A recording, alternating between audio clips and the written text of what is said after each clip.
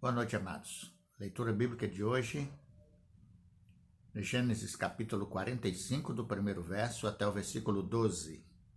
Bíblia na linguagem de hoje diz assim: José não conseguiu mais controlar a sua emoção diante dos seus empregados, de modo que gritou: Saiam todos daqui. Por isso nenhum dos empregados estava ali quando José contou aos irmãos quem ele era. Ele começou a chorar tão alto que os egípcios ouviram, e a notícia chegou até o palácio do rei. José disse aos irmãos: Eu sou José, o meu pai ainda está vivo? Quando os irmãos ouviram isso, ficaram tão assustados que não puderam responder nada. E José disse: Cheguem mais perto de mim, por favor. Eles chegaram, e ele continuou: Eu sou seu irmão José, aquele que vocês venderam a fim de ser trazido para o Egito. Agora não fiquem tristes nem aborrecidos com vocês mesmos por terem me vendido a fim de ser trazido para cá. Foi para salvar vidas que Deus me enviou na frente de vocês. Já houve 2 anos de fome no mundo e ainda haverá mais 5 anos em que ninguém vai preparar a terra nem colher. Deus me enviou na frente de vocês a fim de que Ele, de um modo maravilhoso, salvasse a vida de vocês aqui neste país e garantisse que teriam descendentes. Portanto, não foram vocês que me mandaram para cá, mas foi Deus. Ele me pôs como o mais alto ministro do rei. Eu tomo conta do palácio dele e sou governador de todo o Egito. Agora voltem depressa para casa e digam ao meu pai que o seu filho José manda lhe dizer o seguinte: Deus me fez governador de todo o Egito. Venha me ver logo, não demore. O Senhor morará na região de Gozém e assim ficará perto de mim. O Senhor, os seus filhos, os seus netos, as suas ovelhas, as suas cabras, o seu gado e tudo o que é seu. A fome ainda vai durar mais 5 anos. E em Gozém eu darei mantimentos ao Senhor, à sua família e aos seus animais. Assim não lhes faltará nada. José continuou: Todos vocês e Benjamim, o meu irmão, podem ver que sou eu mesmo, José, quem está falando. Que Deus abençoe essa palavra, irmãos. O que nós temos aqui hoje para meditar, é acerca da família. E o tema é que não existe família perfeita. Não há família perfeita. Não existe família perfeita.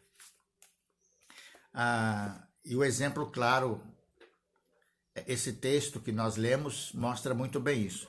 E, na verdade, a Escritura vai nos mostrar isso com clareza, que não há famílias perfeitas. A minha não é, a sua não é, e você não conhece também nenhuma família que seja perfeita. A razão disso é o seguinte: a Bíblia ela afirma com clareza e não esconde ela não esconde a triste realidade da presença da imperfeição na família. E a imperfeição na família, ela é resultado do pecado, O que a palavra de Deus nos revela é que, a partir do momento que o pecado entrou no coração do homem, quebrou-se toda a possibilidade de você ter uma família feliz, perfeita, sem defeitos, sem falhas, sem erros. E o termo família feliz no sentido de que não há conflito no seio desta família. Quando Deus fez aqui o primeiro casal, e que foi Adão e Eva, e aqui seria já o primeiro ponto desse pensamento, da reflexão de hoje, a origem da imperfeição familiar, como é que isso se deu, como que isto aconteceu. Num sentido, a gente poderia dizer que a primeira família que Deus instituiu, ela foi criada perfeita, Adão e Eva, Mas Deus, na sua infinita misericórdia e graça, concedeu a esse casal o livre-arbítrio, a liberdade de escolha. E, infelizmente, nessa liberdade de escolha, aquele casal abriu espaço para dar ouvidos ao que a serpente falava com Eva. E aí gerou desobediência no seio daquela família e as consequências posteriores que foram bastante graves, para todos nós a partir da queda de Adão e Eva. Por causa da desobediência original, não somente cada família, mas também cada pessoa tornou-se defeituosa na sua essência, né? Não tem um ser humano perfeito, não existe. Se não há um ser humano perfeito, não vai haver marido perfeito, esposa perfeita, filhos perfeitos, não vai haver nenhuma família perfeita em função deste defeito que há na essência de cada ser humano causado pela desobediência e causado pelo pecado.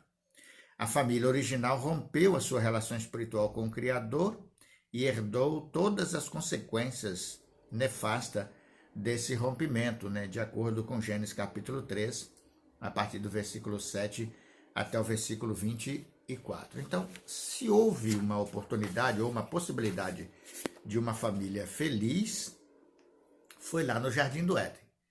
Mas, infelizmente, com a entrada do pecado como fruto da desobediência, então isso se tornou impossível de continuar. A imperfeição familiar tem sua origem, segundo a palavra de Deus, na corrupção da natureza humana individual. A família é coletivamente enferma por causa da enfermidade individual de cada membro. O salmista Davi, num dos momentos de declaração dele, ele diz: eu nasci na iniquidade e em pecado me concebeu minha mãe. Então não há ninguém que nasce perfeito, né?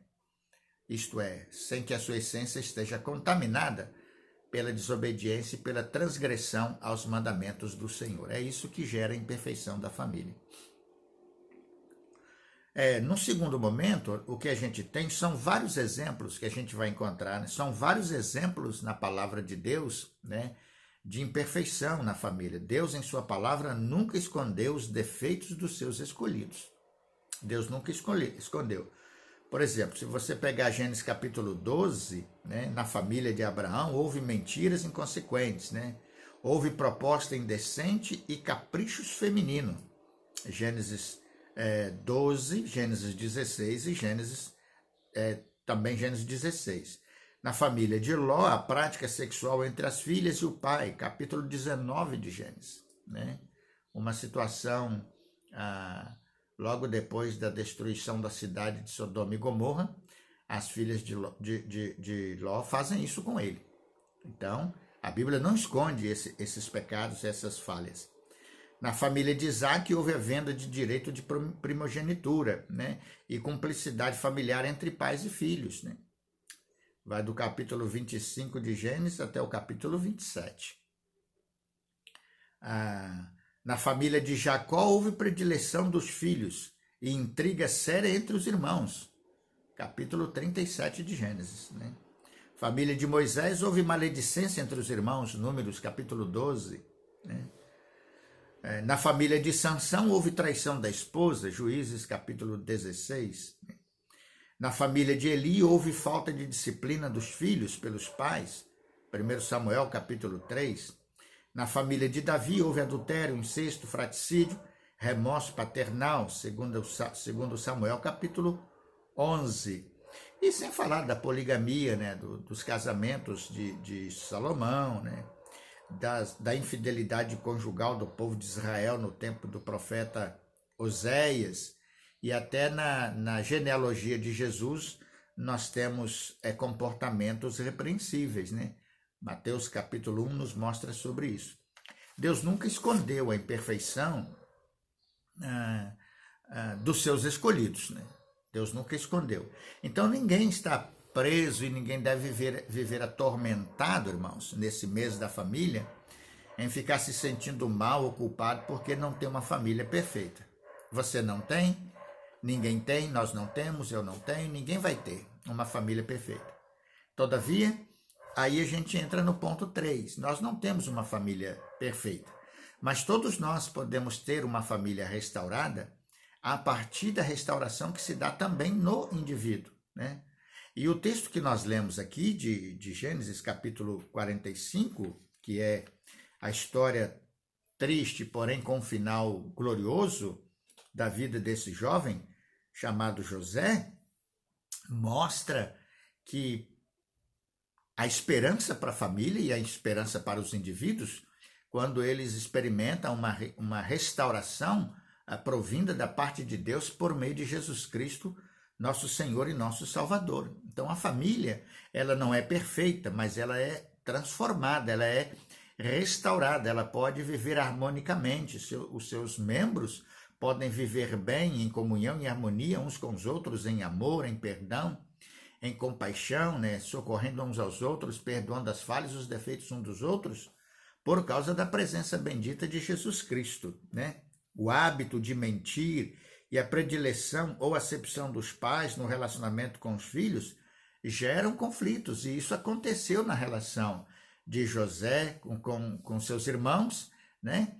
E na suposta preferência, parece que Jacó tinha por José. Então, esses problemas ocorreram, mas a mão de Deus estava em todo o tempo na vida daquela família, apesar das falhas e dos erros dos irmãos, do pecado deles. Todavia, a mão de Deus estava com eles, conduzindo-os para uma direção abençoadora.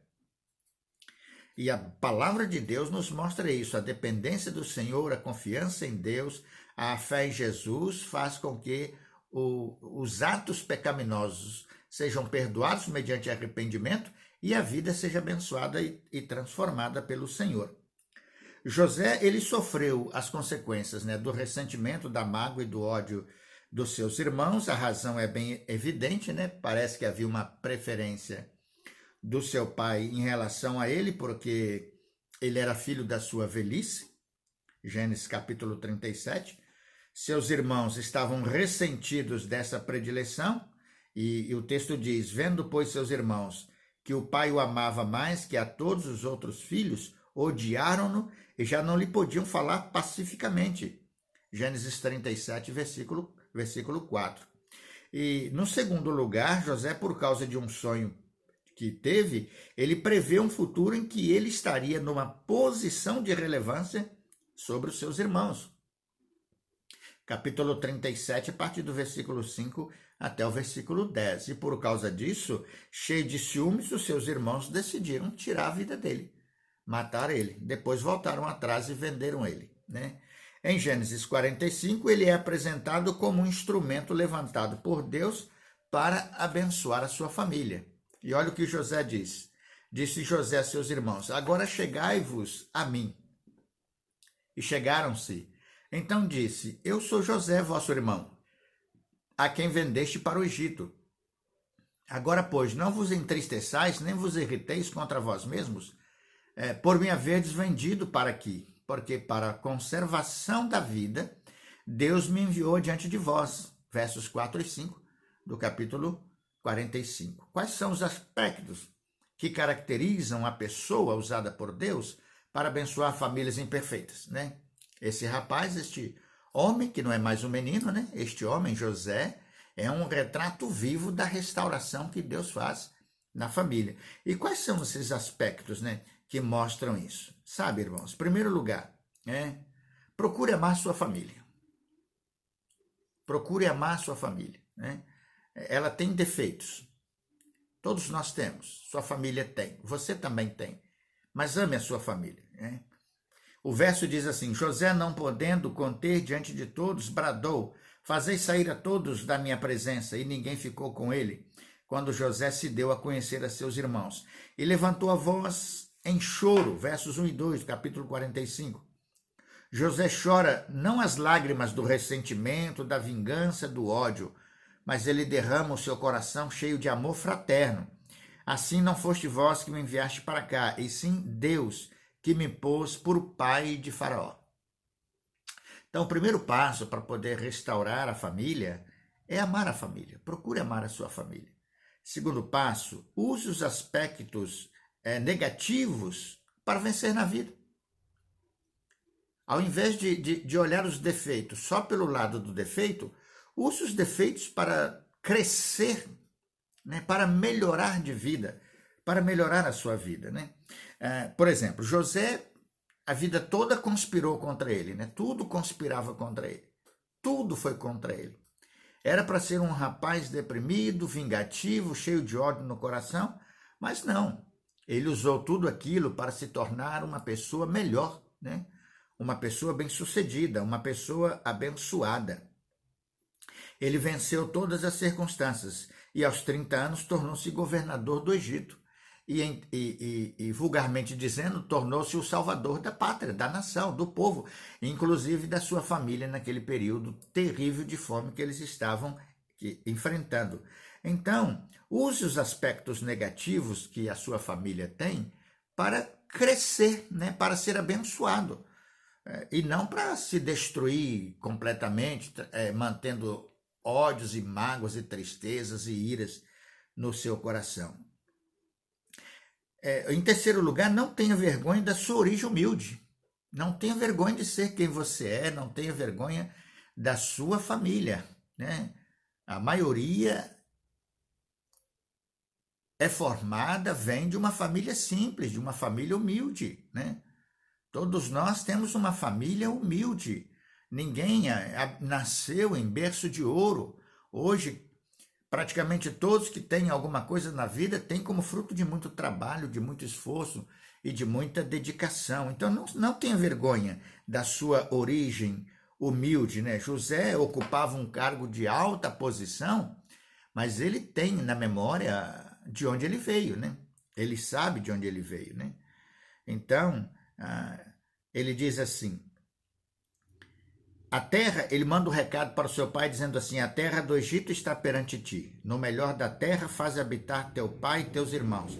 Gênesis 47, 5 e 6. Através de José, Israel e toda a sua família foram abençoados fisicamente, economicamente e materialmente. Gênesis 47, versículo 12, né? Faraó ficou tão impressionado com o modo como José tratou seus irmãos e sabendo de como foi a história dele, que eu disse para José, traga teu pai para cá e toda a tua família. Eles vão viver no melhor que puder aqui nesta terra. Então não se envergonhe da sua família. E não tenha vergonha da origem humilde, da sua origem humilde, em hipótese nenhuma. Deus está trabalhando na sua vida para te abençoar. E por último, reconheça a soberania de Deus, né, sobre a sua vida. Deus é soberano sobre a vida, né? José via em sua biografia a ação soberana de Deus. Tudo que ele enfrentou foi providencialmente, na sua visão, permissão de Deus. Deus me enviou adiante de vós, diz o verso 5 do capítulo 45. Deus me pôs por Senhor em toda a terra do Egito, versículo 9. Vós, na verdade, intentaste o mal contra mim, Deus, porém, o tornou em bem, capítulo 50, versículo 20. Então, Deus é soberano sobre as nossas vidas, sobre a minha vida e a sua vida. Deus é soberano sobre a nossa família. Então, reconheça a soberania de Deus sobre a vida da sua família. O que Deus está trabalhando em nossa vida, e o que faz em nossa vida, e o que permite acontecer na nossa vida, ele tem um plano extraordinário para todas as coisas. Paulo diz assim, tudo coopera para o bem daqueles que amam ao Senhor e daqueles que são chamados segundo o propósito de nosso Deus. Então, meus amados irmãos, não existe família perfeita. A minha não é, a sua não é, e nem queira ter. Isso não existe. Mas o que existe são famílias que foram restauradas e que são restauradas pelo poder de Deus através de Jesus Cristo, que passa a habitar em um coração, em uma vida, um membro da família. E através desse membro da família, Deus pode restaurar toda a família para a honra e para a glória dele. E é isso que nós devemos sempre buscar, né? O que você deve fazer para restaurar as imperfeições de sua família? E aqui nós vamos concluir. Primeiro, reconheça as imperfeições de sua família, vendo-as como reflexo do pecado, condição em que se encontra qualquer ser humano, porque a Bíblia diz que todos pecaram e separados estão da graça ou da glória de Deus. Segundo, entende que as imperfeições de sua família não implicam necessariamente que não há mais saída ou que não existam coisas boas no seu lar. Muito pelo contrário, né? A sua família é imperfeita, mas há muita coisa agradável lá, né? No seu pai, na sua mãe, nos seus irmãos, nos seus filhos, nos seus primos, seus avós, não sei com quem você vive e convive, mas o fato é, há coisas boas, apesar da imperfeição, há coisas boas na família, e Deus sempre vai exercer a sua misericórdia em benefício da família. Terceiro, lute por sua família, não rejeite a sua família, não despreze a sua família, não abandone a sua família em hipótese nenhuma. Trabalhe para restaurar o bem-estar da relação e do relacionamento familiar, né? Porque Deus em Cristo Jesus vai te usar como instrumento de redenção da sua família por meio de Jesus Cristo. E agradeça a Deus pela família que você tem, né? Deus não errou quando te deu a sua família, porque Deus não comete erros. Admita e reconheça as imperfeições, mas agradeça ao Senhor pela família que Deus te deu. E ore por eles, e lute por eles, para que você seja feliz e ela também. Não há família perfeita, mas há família restaurada. E que a sua família em Jesus Cristo seja restaurada. Que Deus te abençoe e nos abençoe, em nome do Senhor Jesus. Amém?